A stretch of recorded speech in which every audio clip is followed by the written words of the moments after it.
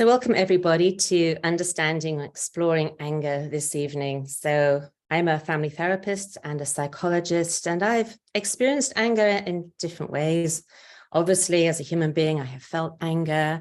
I have experienced the other end of someone else's anger. I've helped people with their anger, tried to help my children grow up and understand and respond to their anger. So like all of us, we've all had different experiences of anger in our lives. And anger happens. It's a really normal core emotion, and we all feel angry from time to time. And as an emotion, it's not good or bad. Our emotions are not good or bad. Feelings are not to be judged. They come naturally in relationship to what we are experiencing. And they're the chemicals in our body, the hormones in our brains that want to help us with whatever is happening right now. So feelings are not to be judged. We're not to say to someone, oh, you shouldn't be angry, or you shouldn't be sad, or you should just be happy. They are really important parts of our humanity that God has given us to experience the world, to relate to it well, with wisdom as well. So they are a natural response to living in a broken world where bad stuff happens. And it's a way that our body gives us and others a warning sign. Hey, something's happening here. We need to be careful. We need to make some good choices. We need to think about what's happening. We might need some extra energy that anger gives us to respond to a critical situation. That usually happens when we feel that one of our boundaries has been violated, or we're feeling perhaps one of the other powerful emotions, or we see something that really infuriates us because we can't bear to see injustice or people being hurt. So it's really complex because we can have it in response to all sorts of things, to how we see other people being treated, how we're being treated. And it's there to inform us that something big has happened and we have a strong feeling and we need to attend to it and help ourselves and others to manage big emotions, which can be quite difficult at times. So it helps us to protect others when we see that their boundaries are being violated as well. And in the Bible, we see many different expressions of anger, and these are just a few that came to my mind. So Moses gets angry and he hits a rock. David expresses many angry outbursts in his Psalms, and he uses his words to express his anger. Nabal's anger upsets David when Nabal is being selfish and mean, and this makes David angry. And Abigail came along and gently calmed David down using all her best skills of kindness, appreciation, gratitude, and other of the positive emotions which tend to calm our brains. Haman was angry at Mordecai and he wanted to kill him. And Esther was angry about Haman, and she prayed, responded carefully, and helped to prevent a genocide. Peter was angry and he cut off a man's ear. As someone said recently, he probably wanted to cut off his head and missed. So it's a good job he only cut off an ear. And Jesus turned over the money tables in the temple because he was angry and frustrated at the way the temple had been corrupted. So we see there is many other expressions of anger in the Bible. It's a normal human emotion, and many of the great people in the Bible experienced it as we do because we are all human. There's quite a few Bible verses about anger, and I just pulled a few out. Whoever is patient has great understanding, but one who is quick-tempered displays folly. So there is, we can be patient. Sometimes when we are angry quickly, we can do some things that aren't so wise, because when we get angry, our brain struggles to make contact with its rational, sensible part. A gentle answer turns away wrath, but a harsh word stirs up anger. So when we speak calmly, we can help people to manage their anger. But if we speak harshly, we could actually stir up anger in someone else. In your anger, do not sin. So it doesn't say don't be angry. It says when you're angry, just be careful about what you do, how you express that. And importantly, it says, don't let the sun go down while you are still angry, because actually we know now that if our brain goes to bed angry or in a conflict or with a broken relationship with someone, those difficult feelings kind of get processed in the brain at night and can go deeper into our brains and cause anxiety and depression if they build up.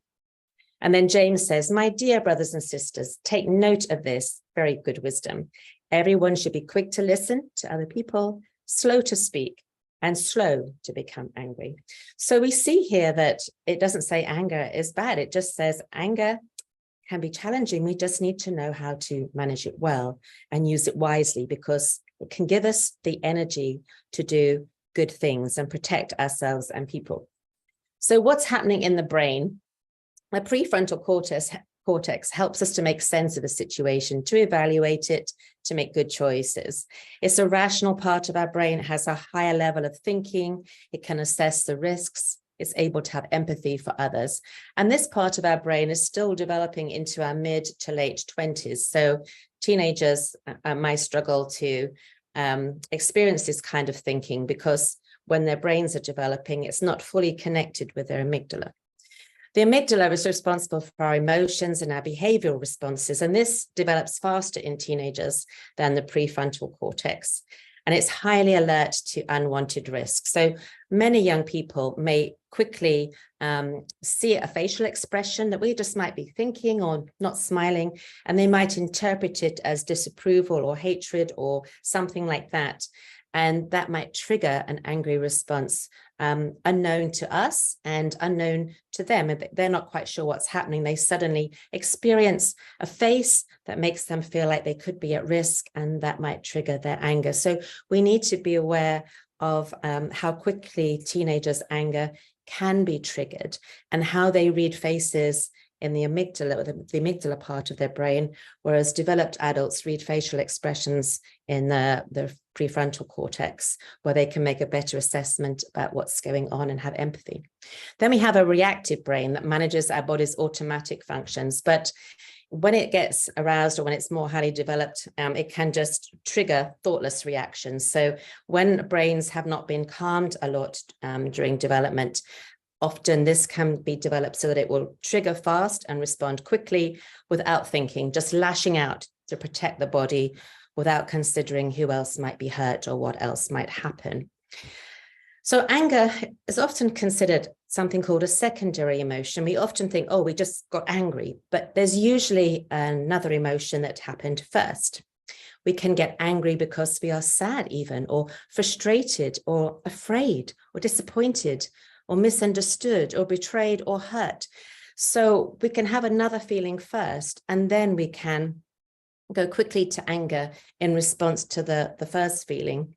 And it's quite important to pause when we feel angry and think, what just happened there? What feeling did I feel in that situation before I got angry? Because often we go so fast, we don't really have time to think about it. But when we can think about it afterwards, we can think, actually, I got really angry then. I got really angry quite recently because I felt I was being misunderstood and judged incorrectly. And I was surprised at how angry I got in that moment, because I felt like I was being perceived negatively when I was trying to do my best. We can even become angry when we are relieved.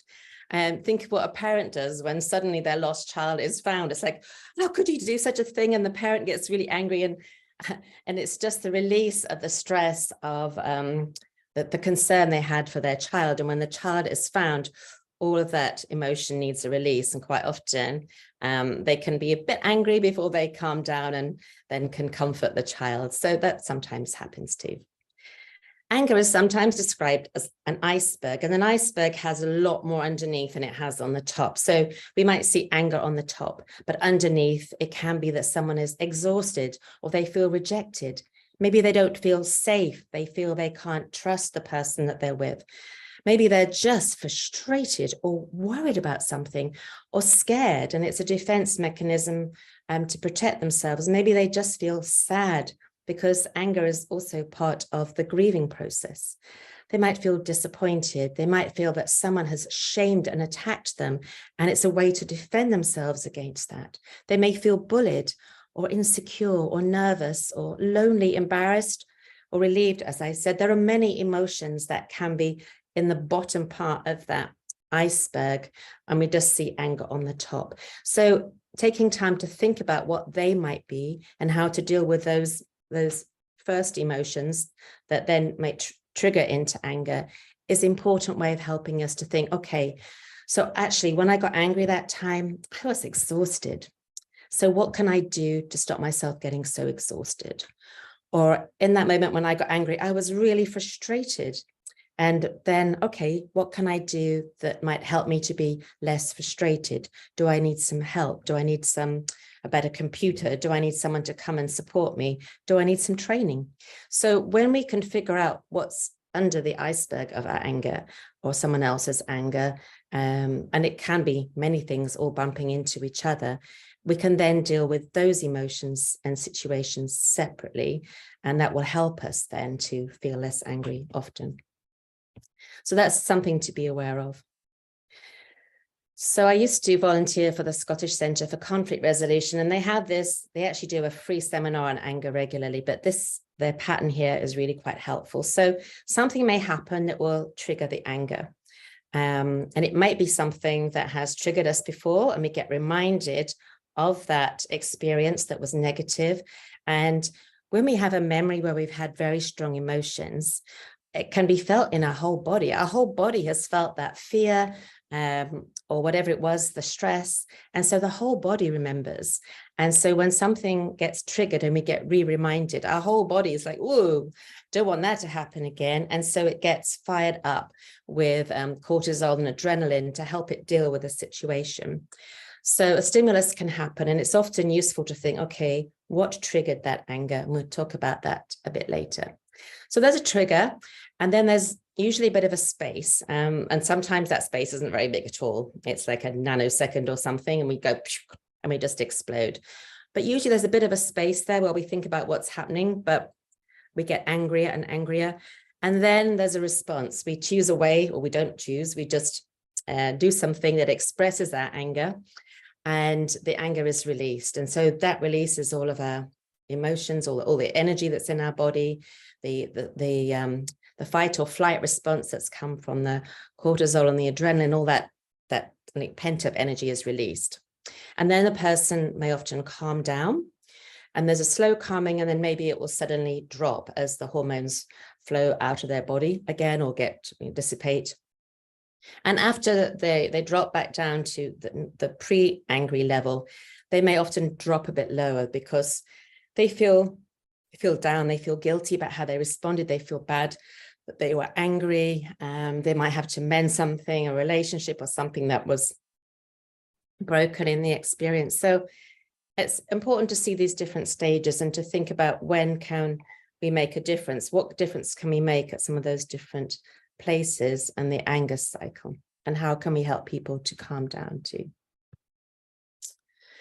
So spotting anger quickly. So when we can kind of feel some anger coming on, it's often useful to think about some things. And we don't usually have the space to do this, but afterwards we can start to reflect, or maybe if we're getting better at it, we can do this in the moment and think, I'm feeling angry. Why am I feeling angry right now? And tell yourself it's okay to feel angry. The strong feelings are important because my body is trying to protect me and tell me important information because it's somehow feeling under threat or at risk, or somebody else is under threat. So my body might be reminding me of another time when I was in this situation. So my strong feelings now may actually really belong in the past to another experience, but they've been triggered now. And this situation may not be as bad, but I have all these strong feelings because that's how my body responded the last time, and it remembers that. So when I'm angry, I can also listen to what my body is telling me, look for healthy ways to protect myself and others. Say, okay, I'm angry. It's okay to feel angry. These strong feelings are really important. Let me listen to what's going on here so I can respond better and use my anger to do something positive rather than to do something that might hurt myself or others. I can take deep and slow breaths to calm my mind and my body so I can think more clearly. And that's often what I do. That's the technique that I use. Take some really deep breaths, blow out slowly as if I'm blowing bubbles. And I find that really calms me down. If I just take 3 big deep breaths, long, slow ones, and blow out slowly, it can really help us. So counting to 10, taking these deep breaths are actually useful things that just give us some space to evaluate what's happening, think about what's important to us, think about the best thing to do in the situation. When I'm calmer, I can choose a wise and loving way to respond, because as long as I'm all full of the adrenaline and cortisol, it's very hard to access my rational mind, my risk assessment, my empathy, my wisdom, because I'm just in a mode of defending myself or defending somebody else. When I can calm myself down a bit, then I can actually access some of the more useful things that can help me to make good choices in that situation. And hopefully a calmer, wiser, and more loving way to respond. So it's useful for us to think, when am I most likely to feel angry? If you think about the last few times when you felt angry and you look for a common theme in the situations, you might realize this sort of situation is more likely to make me feel angry. And it's important to know what those are, and even to think, why do those situations make me feel so angry? What's going on there that makes me feel angry? Am I impatient? Do I feel under threat? Am I afraid? What's happening? Once we can identify the emotion that is fueling our anger, then we can make a strategy that deals with that feeling, the first feeling we have, which is usually the one that is most significant to the situation. And the anger has come because that situation has flooded our body with adrenaline and cortisol. So when we explore previous angry episodes, it can help us to think about our anger and to understand it better, because different things make us angry, and we show our anger in different ways. And we come from cultures where anger is shown in different ways for different reasons, and that shapes how we respond as well. In some situations, in some cultures, anger may be expressed in different ways or may not be allowed to be expressed in certain ways. Also, every family may have a culture of what do you do with anger? What are you allowed to do? What are you not allowed to do? Who gets angry the most, and when, and what happens when they get angry? And so we have a kind of whole big history of anger experiences that shape our attitudes to anger and our response to it. So what was the context for the anger that happened? If you think back to a previous time, what was going on when you got angry? Were you super tired? Were you in a stressful situation? What was happening? Because that can help you to see what threats you might have experienced, or what feelings you might have had. What happened just before you got angry? That's also quite key, because that can help you think, oh, what was it that was the trigger there, the thing that just pushed me over the edge, and I felt that I needed to be angry in that situation? When did the anger start? What kind of anger was it? Because we express it in different ways. Some people shout and yell and bang things. Other people go very quiet and just like stoic, and they stay still, and maybe they dig their fingernails into their hands and they hurt themselves rather than hurt other people. How did people respond to your anger? So what were people's responses to you when you became angry?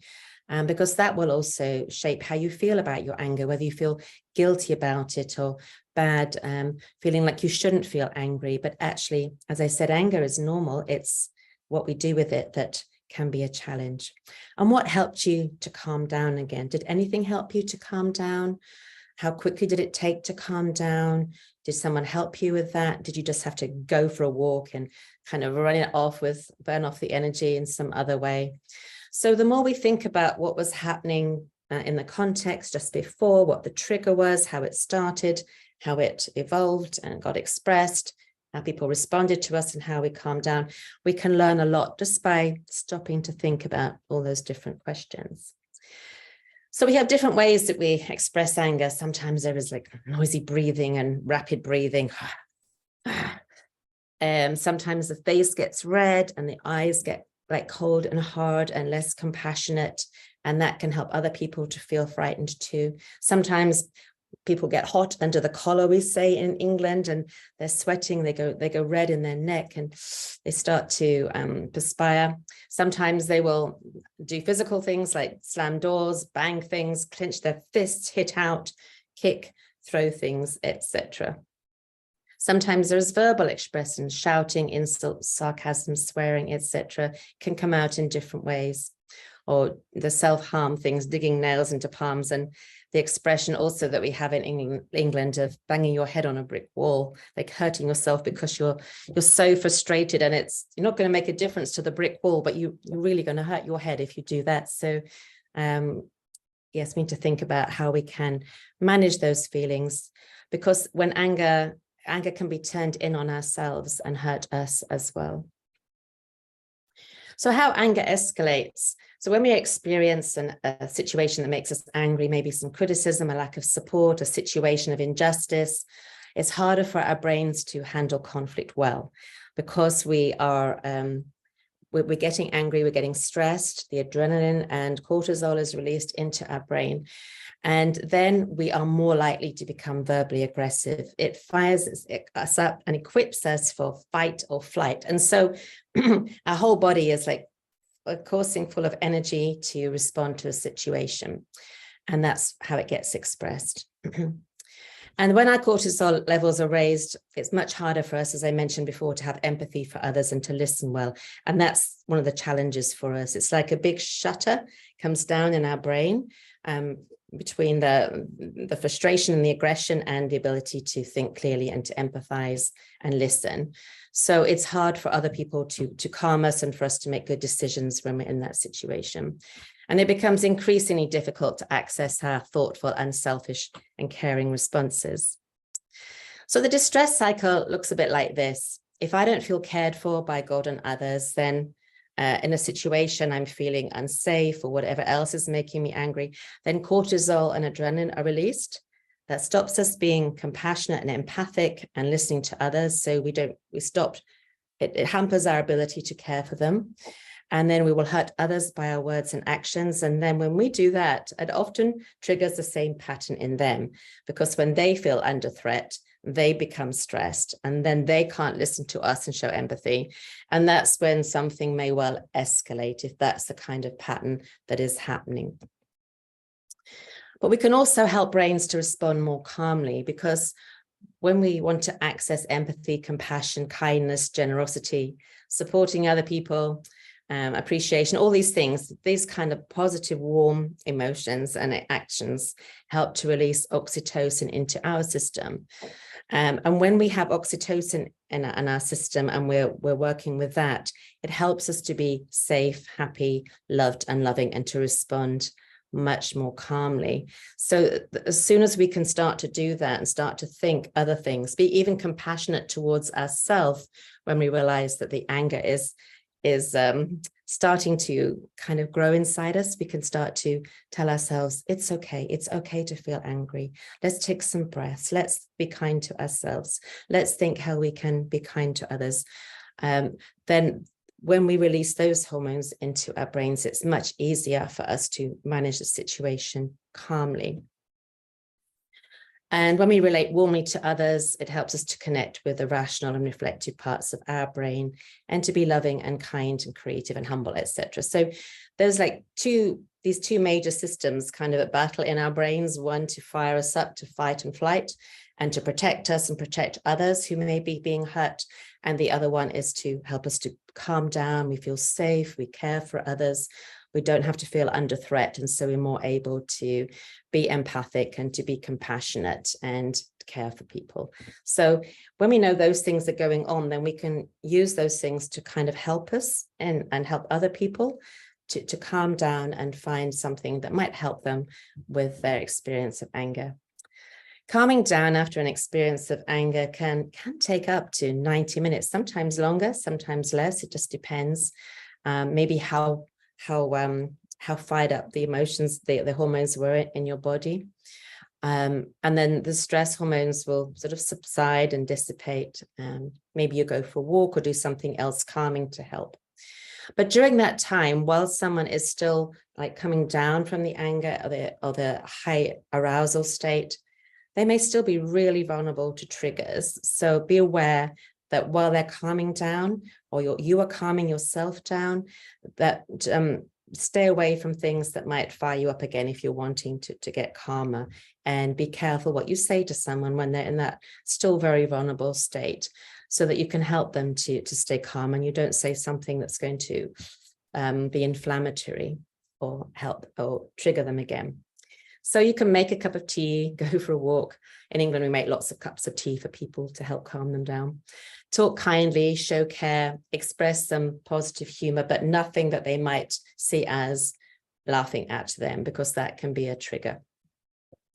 But humor can often help to dissipate the situation if it's positive and thoughtful. But only when someone has actually calmed down again can they engage usefully in a reflective conversation about the experience, or think through what they need to do next, or how to take care of people.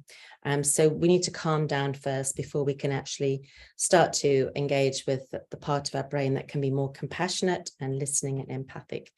But if people judge our anger or tell us off, or you shouldn't feel angry, you lost control, and say critical things when we're really trying to manage our anger, it can make it much harder. We don't help people respond better by making them feel worse or making yourself feel worse. So we accept anger as part of life and our emotions in this broken world. And it's how we actually use that anger for positive effect and protecting people or doing something useful rather than hurting other people. So here's the compassion cycle, which is the opposite to the distress or the angry cycle. When we feel cared for, then oxytocin and dopamine is released into our brains. We're calmer, we're more able to listen, show empathy, and be compassionate.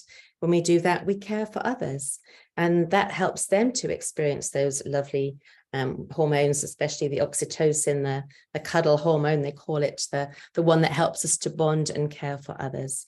And when we care for them and calm them down and show them empathy and compassion, they are better able to process and express their emotions in calmer ways that show care for others. And then we have a cycle of caring and calming one another, rather than the one that can trigger and kind of fuel anger and frustration.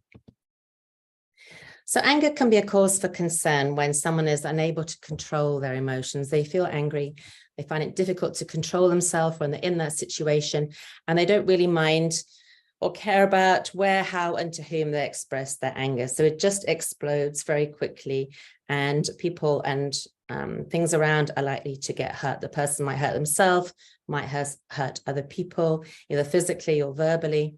And they may use angry outbursts to control others or to make them feel afraid. That's also not very helpful. And when they hurt those they love, especially when they hurt those they love, by the way, they express their anger, or anybody else, then that's a cause for concern when this is a pattern that is happening regularly. So as a family therapist, when I work with someone who others might describe as angry, or we're talking together, I will often say to them, I would often call that anger frustration. And so I say, it sounds like you're really frustrated when that happens, or it sounds like someone is really frustrated. And when I use the word frustration in English, I found that it's somehow more socially acceptable to people. It's easier to be described as, oh, you seem frustrated, rather than, oh, you seem angry. So when we use the word frustration, there's often a visible sigh of relief. And when there is frustration, we are more likely to help someone else who's frustrated and support them and help them find their solutions. So sometimes just by reframing it, redescribing it for ourselves or for others can be helpful, because often that is what's happening. We are frustrated, and then that invites a different kind of response in us and others. So there's a technique that I've used as a family therapist, and I actually do find it quite useful when I'm working with anger and all kinds of different things, actually, but it's particularly helpful with anger. And it's been developed by someone called Michael White, who's a narrative therapist. And he says, basically, let's have a little experiment and not think of anger as being stuck inside you. You are angry. Let's imagine that it's something that's outside of us. We take it out of it being inside of us, where we feel it's stuck and we can't do anything about it. And we say, let's put it out here, because when we put it out here in front of us and do what we call externalizing, imagine it's not in us, but it's here, we can explore it and in different kinds of ways, and often learn something useful by looking at it in this three-dimensional way, rather than something that's inside here that we can't really access so easily. It's not excusing our behavior, And it's not saying we can't control it. It's just a different way to look at it, a different perspective on the anger that gives us some new possibilities. And it helps us to look at it in a more objective and detached way. So we can just explore the effect it's having in our lives in a less judgmental way, because we kind of make it into another person or a little monster or something, just temporarily, just so we can explore it. So don't think I'm, doing anything mystical or magical. It's just a way to explore our anger. And I'll show you how that can happen in a moment. So for the sake of an experiment, you imagine that your anger is like a little monster or an animal. And I'll say, if it was an animal, what kind of animal would it be? If it was a monster, what kind of monster would it be? What would it look like? How big would it be? What color is it? What would it even smell like? Or what noise would it make? When is it most likely to visit you or sneak into your house and make a big mess? What name will you call it? And by doing this, it differentiates the anger from you and helps you to kind of oppose it more easily, because when it's in us, we feel stuck on the same side, like we become the anger. But when it's out and we can have a look at it and we can oppose it, we can actually find ways to creatively outwit it or manage it, or even fight against it in some way. So we will ask first, what chaos does anger cause in your life? So when anger comes into your life and visits you, what does it do? How does it mess up your life? How does it interfere with your hopes, your dreams, your relationships? What does it stop you doing? What does it stop you enjoying? What does anger try to tell you about who you are? How does your anger try to come between you and other people, or you and God? And so you can kind of explore it in a creative way and really understand it more. What effect also, so the anger monster or whatever has had an effect on our life, but we've also had an effect on the anger monster. So are there times when you could have got angry, but you didn't? You managed to keep the monster outside, out of your house. You didn't let it in. You put it in a cage. When did it try to sneak in, but you stopped it? And how did you do that? So you thought, oh, I could actually be getting angry, but maybe I'll do this instead, and I won't let anger get in. I'll do something different. So what did you do then? Who or what helped you to stay calm when you chose not to play with the anger monster? What was different about the context? Did that help you feel stronger in the face of anger? What was different about you when you felt like you were in control of the monster rather than the monster being in control of you? So think about the process that's happening in your thoughts and actions, which helped you in that moment to manage it well. So I'm going to give you a little story about this. This is a story that happened that I have permission to share, that happened to a little boy that came to see me many, many years ago. And he was brought to me with an anger problem. And because I'm a family therapist, I see the whole family, which is really, really useful. So when I said to him, he was about 8 or 10 at the time, when you are angry, can you imagine that your anger is like a little monster that comes and messes up your life? And immediately he said to me, yes, it's like a vampire Vince. And the vampire comes in. Don't know what he'd been watching, but he knew about vampires. It comes in and it bites me. And when it bites me, then I just go like this and I lose all control. And so I said, oh, that's interesting. And because we're with a family, I can say, does the vampire bite anybody else? How does it affect your little brother, your big sister, your mom, your dad? Does it bite any of them? Yes, it did actually. It bit one of the parents, but I won't say which one. So we managed to explore this little vampire that comes into the window. And we talked about the effect it had in his life. It stopped him enjoying school. It stopped him having friends when he wanted them. It sometimes made him do dangerous things because he was so angry. He wouldn't think what he was doing. He would run into the road. So it had a serious effect on this little boy's life and on the rest of the family. So then I said, has there ever been a time when Vampire Vince tried to bite you and you stopped him and something else happened?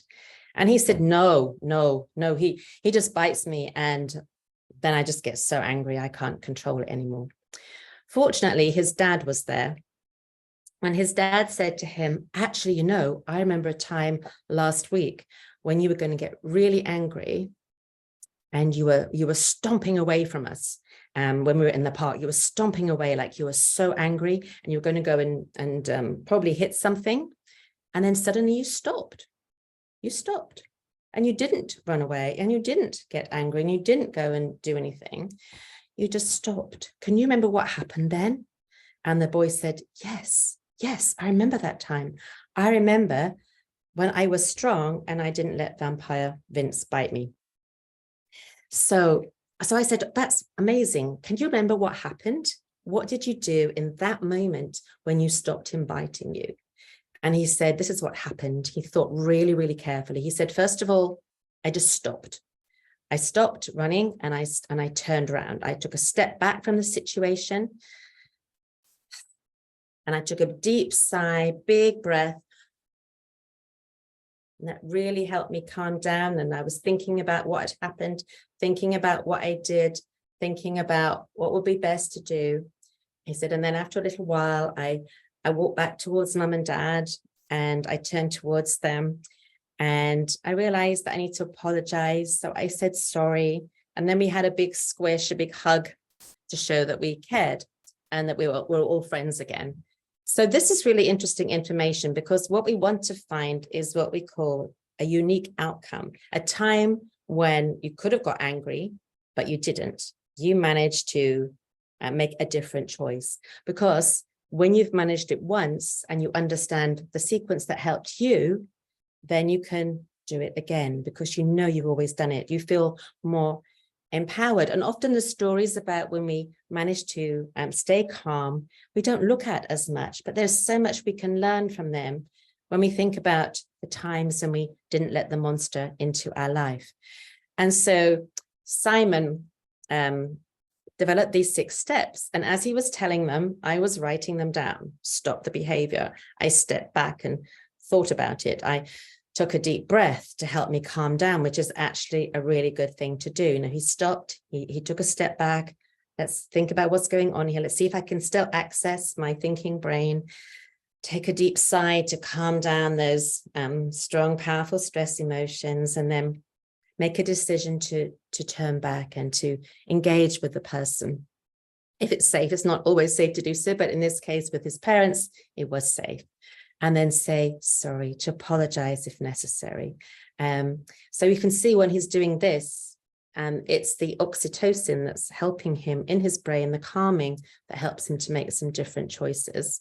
And all of these things here, the stopping the behavior, the stepping back and reflecting, the deep breath, the moving towards the person, the saying sorry, the squish, the hug to put things right. They're all things that are fueled or connected with the experience of oxytocin. So I wrote these things down: stop and step, and then sigh, and then step towards, and then say sorry. And we struggled with hug because we suddenly realized everything had begun with S, and that's why we came up with squish instead of a hug. And then he said, there's 6 S's, and 6 S's sounds like successes. So he said, these are my 6 steps to success. And he was so pleased. He suddenly felt he could manage these difficult situations. He had already done it. And so he knew he could do it again. And he wrote these down, and he's much older now. He still has these 6 steps to success that helped him, maybe different for you or someone else. But I know that when he encountered other people in his life that struggled with anger, he told them his story and explained how he found these ways to help him, and he shared them with other people as well. So this is one of the positive outcomes of doing this creative exploration with the anger monster that is trying to get in and trying to trick us into being angry. And we say, actually, how can we not be tricked into overreacting? How can we manage it so that we can respond in a different way? And this is what this young boy realized. Sometimes physical aggression occurs when people are angry, because people can't find the appropriate words to express their emotions, or they can't find them fast enough, Or maybe they had learnt to defend themselves physically when others were angry with them in the past, and their reactive brain just says, just protect yourself, just move first and think later. So when people are want to fight or do something more physical, then I'll often ask, I wonder if we gave your fist a speech bubble and let it talk to us and say what it wanted to say, I wonder what it would say so that it wouldn't have to hit. So what are the words it could say that it needs to say so that it doesn't have to do some hitting or punching instead? And it's quite interesting what people will say then, because they will look at their fist and they will say, I'm feeling afraid. I don't like being bullied. I'm feeling ashamed. I'm feeling embarrassed. And then we can get to some of the other emotions that we can deal with. And it helps them just to think, to find words to use that can help express what's going on inside, rather than just lashing out to protect themselves. So this can sometimes help them to pause and put their feelings and needs into words, rather than using a physical form of expression for their anger and frustration. Often when I work with people who are struggling with anger, I just say to them, imagine what would it happen if you imagine the other person was your boss. So I say, do you get this angry with your boss? Do you get this angry with, if a policeman stopped you, would you respond in this way? If there was a famous person or an important person and you were having the same conversation, what would you do differently? Would you behave this way that you're doing in this situation, or would you behave differently? And usually they'll say, oh, no, I wouldn't speak like that. I wouldn't do that. Like if it was my boss, or if it was a policeman or someone famous or a princess or something, I wouldn't do that. So what do you do then? So when you have a struggle with your boss and your boss makes you angry, how do you manage it? How do you stay calm and manage your behavior well and your words when you're in a context with your boss? Because if you can do it there, think about what you're doing there. You have the skills. You have the skills which you can then transfer to another relationship, another situation. Because if you can manage them when it's really important, the other person is really important in your life and has power and authority over you, then you can actually imagine that in another situation. So imagine that when you feel angry with someone else, that they're really important, they are your boss, because actually they are really important. And sometimes that can help them to see they do have the skills to respond differently when they're angry, and they can respond calmer in this other context, which they can then transfer to their spouse, their child, relative, friend, whoever it is else that they might be angry with. So this can be another useful perspective. And I'm just sharing a whole range of perspectives that have helped different people, so that maybe you find something useful here for yourself, or to help you with a teenager or a child, or at work, or wherever you find yourselves. And I'm sure you have other ideas too. You can also make a peaceful plan and practice it. So think of a situation where your anger is most likely to erupt, when you feel like you might get out of control. Maybe it's happened before. And then make a plan to help you think differently about it and respond differently to the situation, so that you can stay more calm and controlled.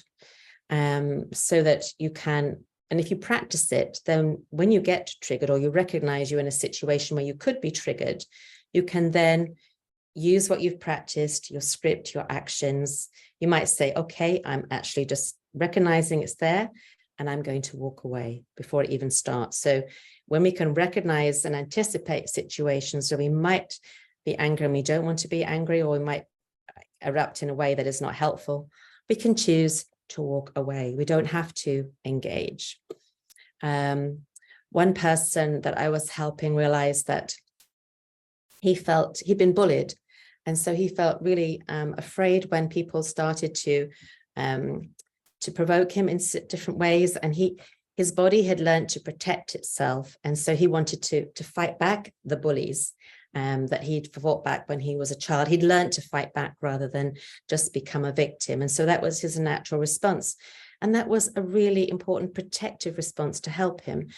But often a problem is a good response that's outlived its usefulness and is now in a situation where it can become a problem. So a problem is a good thing that has now outlived its usefulness, a solution that has now outlived its life. And so we need to think of a different solution now. But the solution that worked in the past, we can often keep doing because it helped us to feel safe, but now it can be having a different effect that might not be so helpful or could even be dangerous. So when we rehearse a script or some different solutions to a problem, then it can help it to become more of an automatic response for us. We can make the choice, okay, when this happens and I see it coming, this is what I'm going to do to help me respond differently. I'm going to think differently about the situation. I'm not going to think that someone's going to attack me. I'm going to stay calmer. I'm going to take some deep breaths. And I will take myself out of the situation and excuse myself if I feel like my emotions are bigger than I can handle in that moment or whatever. So if you're the parent as well, you can practice this in a fun way with your child or teenager to help them come up with a different way of responding when someone is trying to provoke them. So peaceful plans can be helpful. So how can we help when someone is feeling angry? First of all, it's not helpful to criticize them for being angry or tell them they shouldn't be angry, because that can actually make it worse, make them feel even worse. And we don't help people feel better by making them feel worse. So we may need to take some deep breaths and calm ourselves down and pray and respond calmly, because when we respond calmly with a soft voice, a gentle answer can turn away wrath. Let them know that you care. Like, it sounds like you're really frustrated and I really care about that. What can I do to help you right now? Is there anything I can do? Do you want me to get you a cup of tea or go for a walk or just leave you alone for a little while? What's the best thing I can do? And you can try that. You will know the situation and the person, so these need to be adapted to your context. These are just some ideas. Respond with empathy, like that sounds really frustrating or sad or worrying. If you can help to identify the iceberg emotion that is fueling the anger that's underneath it, and remind them of that, that can help them to go back to that feeling, and you can respond to that with them. So that sounds really frustrating. How can I help you? That sounds really sad. Like, what can I do to comfort you? Well, that sounds really worrying. Like, can I help you with that situation? Oh, that sounds scary. How can I help you to feel safer? So some of those things, helping them to identify what might be the underlying emotion can help them to move back to that place and to deal with that emotion in a helpful way. Normalize, validate their feelings. People often feel angry when this happens. It's normal that we feel angry when our goals have been blocked or we're overloaded or whatever it has. So don't invalidate their feelings by telling them not to be angry or anger is a sin or just to pray. Prayer is helpful, but sometimes it's used to invalidate their experience or just to say, just do that and everything will be all right. And we often need more things than the prayer, more tools and help and support to help us respond in those situations. When a child is angry and you're working with a small child, then help to stimulate the oxytocin. We do that by maintaining a warm, loving connection with them, holding them and cuddling them, smiling at them, giving them eye contact. When we do those things, they feel loved and cared for, and can help to calm them down again. Sometimes you might have to take them away from an overstimulating environment that they can't tolerate anymore. So some children will get angry and lose control when their senses are just overstimulated and they can't handle it. So be aware that can also happen. And it happens to adults too. So when adults that are have a high sensitivity get overwhelmed by external noises and stimuli, it can make it much harder for them to stay calm. So express your caring understanding of whatever's distressing them. I know it's really difficult when you can't have what you wanted, and I have to say no, but I'm here to help you with those big emotions. And I know it feels really hard right now, but I'm here and I care, and I'm not going to leave you alone. I'm here to care for you while you struggle with this, because it's natural to struggle with that. And then you help them to calm. And as you help to calm the child, then the child learns how to calm itself as it grows older. So it's very important that we as adults learn how to calm children when they are struggling with big emotions, when they are distressed, when they are crying, because it helps to make the brain that just wants to react, it lessens its strength to do that, and it helps the child to engage with its thoughtful, empathic, listening connections that it needs for being having healthy relationships as an adult. So empathize with their disrupted desires and their broken hopes. Show that you care and speak with a calm and soothing voice. It's okay. I love you. It's normal to feel angry when this happens, and I'm here to help. So those things can be part of that story. Other calming tactics are try and distract them with something funny or engaging. If you can get them to laugh, you can often break the cycle of the frustration that they have. Even just giving them some cool water to sip with a straw, and the breathing they do when they're drinking with a straw or just sipping slowly can help to calm them too. Blowing bubbles is very useful. I even do that sometimes when I'm needing to calm down. I blow bubbles, or I pretend I'm blowing bubbles, because the breathing we do to take a deep breath in, blow the bubbles out, is really calming. If you do that 3 or 4 times, it will really help you to calm down again. So I find that incredibly useful. Maybe a child need a back rub, maybe a tickle, or make some funny faces. So distraction, laughter, making something fun can help them. Obviously, these things are not so appropriate for grown-ups, but knowing what will calm someone is very helpful. And so know what will calm you, what will calm other people, what they like to calm them will be useful to know. Warm baths, smelling lavender and citrus, stroking a pet, doing some baking and the lovely smells, all those things can kind of feel calming and caring and help them to settle down again. I know when my daughter's children maybe get out of control from time to time, she says, you know what, is really hard for me to listen when you use your angry voice or your loud voice. Please, can you use your big girl boy voice to talk to me? Or she might say your frustrated voice or your loud voice, rather than angry voice, so that she doesn't call them angry. I should have changed that word.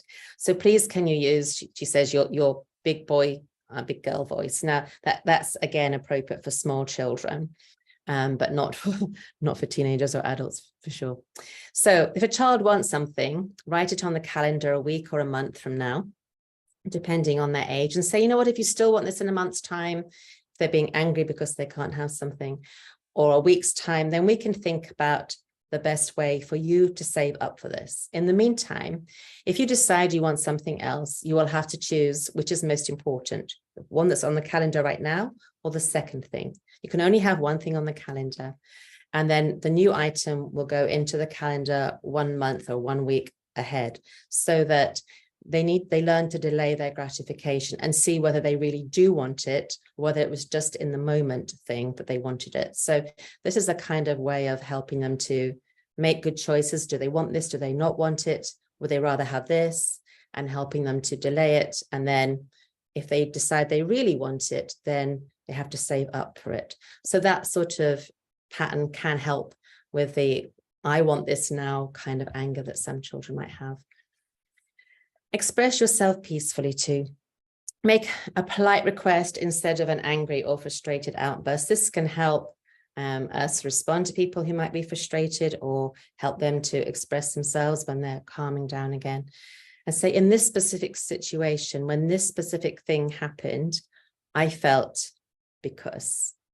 So I felt frustrated because, and it would really help me if you would do this instead. And then I could help you by doing this. So it shows that I want to help you. When you help me, I'll be able to help you better. So there's some kind of responsiveness there. And this is just one idea. What are your ideas for how we could solve this problem together?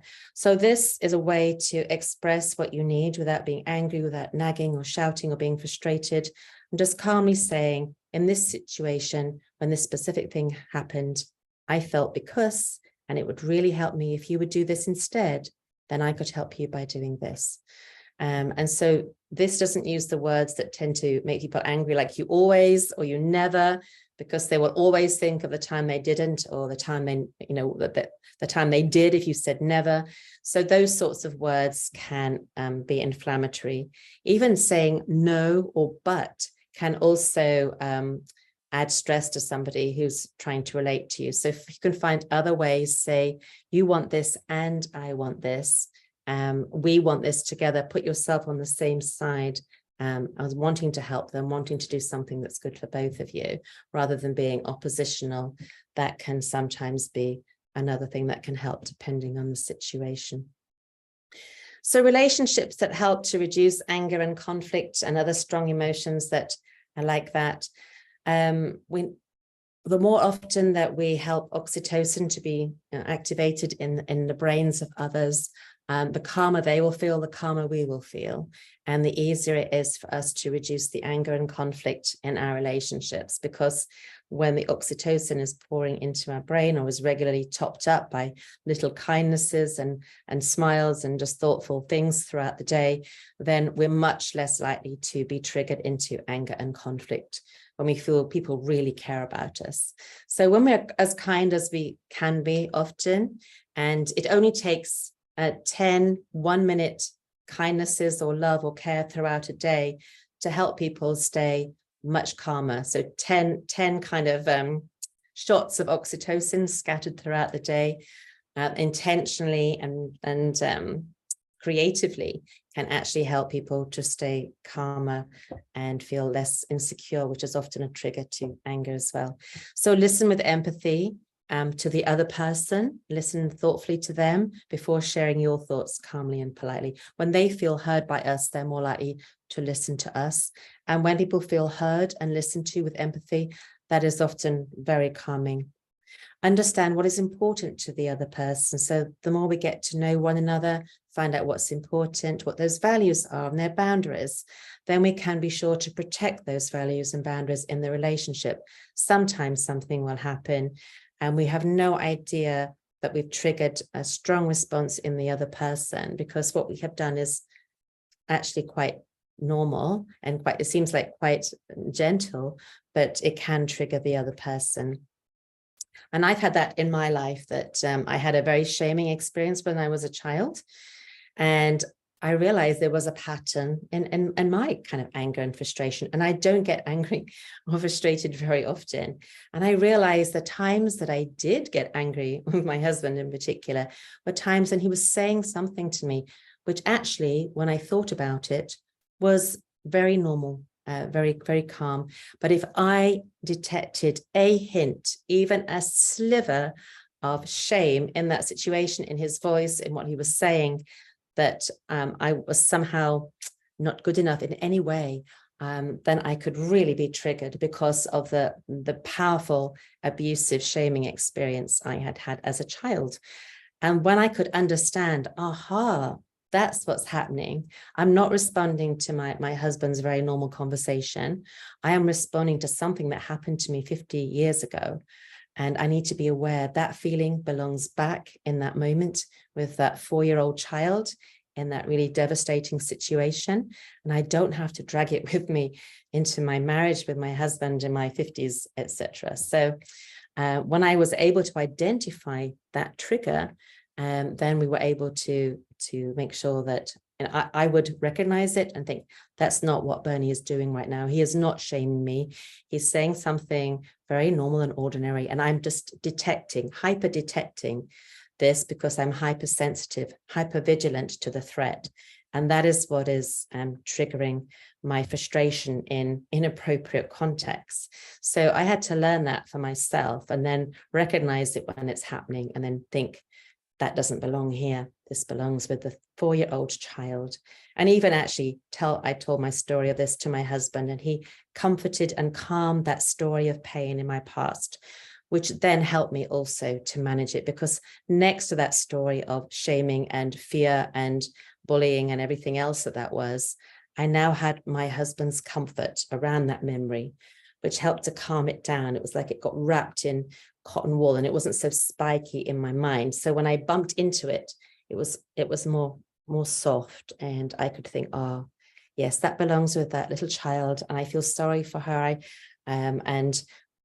My husband, comforted that story so that this little child in me could be more comforted. And sometimes those are things we have to be aware of, that we're responding not to the immediate thing happening now, but something that happened in the past.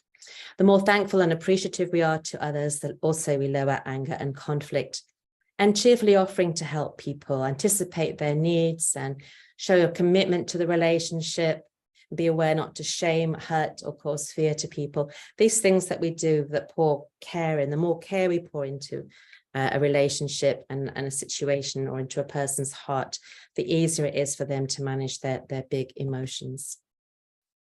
So when living with anger is unsafe because you and your children are being verbally abused, your sense of self-worth, dignity, and safety are being damaged, when you're being physically hurt, when the fear of angry outbursts and violence is affecting your mental health and well-being, if you feel endangered, if anger is out of control because the person is using drugs and alcohol, you need to make a strong decision about, is it safe to live with this anger? Do you need to make a different choice? Children who grow up surrounded by anger and abusive violence can suffer for a lifetime, we now know, because of the adverse childhood experiences study, and it affects them throughout their whole life and can actually shorten their lifespan when they have lived with an unsafe situation as a child. So if there is anger that is unsafe, you need to think, do I need to make a different choice here? Do I need to keep myself and others safe? Because you are important and precious. And finally, there are many ways to have ended this, and I'm sure you all have your own ideas about managing anger. And these are really just a few to help us explore, maybe to learn a few tools to help ourselves and others. But this is some lovely verses from Galatians 5:22-23 from the Message Bible. And we're all growing. Like, these things don't get sorted out overnight, and we will feel anger all through our life, all sorts of reasons. We will slowly learn skills to help us and others deal with that as we care for one another and talk through things and pray and ask for wisdom and try out some of these ideas. We can learn how to manage these big feelings in different ways. But as we grow, the fruit of the Spirit come into our life. And in Galatians 5:22-23 says, what happens when we live God's way? He brings gifts into our lives, the same way that fruit appears in an orchard. Things like affection for others, exuberance about life, serenity. We develop a willingness to stick with things, a sense of compassion in the heart, a conviction that a basic holiness permeates things and people. We find ourselves involved in loyal commitments, not needing to force our way in life, able to marshal and direct our energies wisely. And this is what we're growing into, that when the Spirit lives in us and we express it in our lives, we find ways that help us to have healthy, positive emotions and healthy, positive relationships, which make it much easier for us to bring out the best in ourselves and others in the way that we live in love together. So I hope that this has helped you to think of anger in some different ways, maybe find some ideas that will help you. And we'll close now with a prayer, and then we'll have a question time. So we'll end the recording here, and then we will